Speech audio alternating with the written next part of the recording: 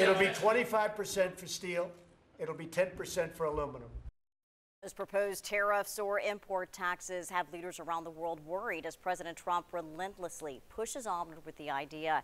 And it might sound like a good idea, increase taxes on foreign producers, to give companies producing the compounds in the U.S. a competitive advantage. But economic experts say by raising the tariffs on foreign steel and aluminum, companies in the U.S. using foreign materials will have to pay more to create their products. That cost, in turn, could be passed on to the consumer.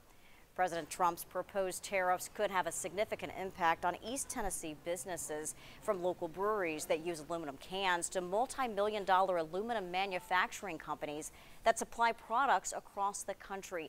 10 News reporter Mark Salinger talked to a local business, several businesses taking a stand against the proposal. I hope it doesn't happen.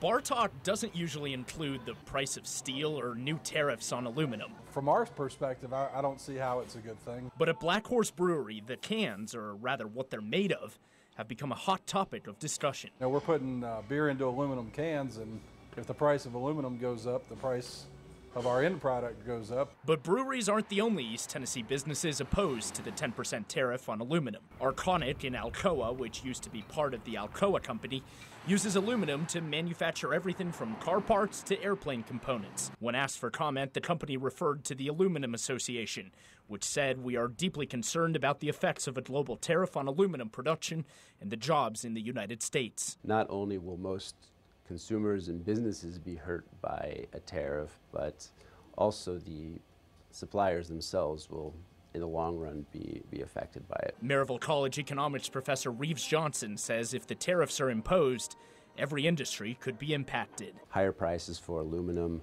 higher prices for steel, means higher prices for automobiles,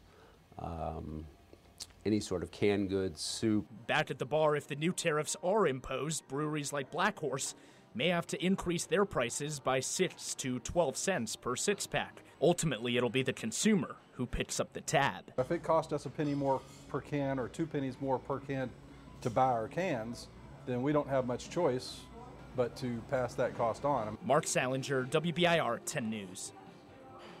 Well, several of the breweries we talked to said even if the tariffs are imposed and the price of aluminum goes up, it's still cheaper to use cans than glass bottles for the beer.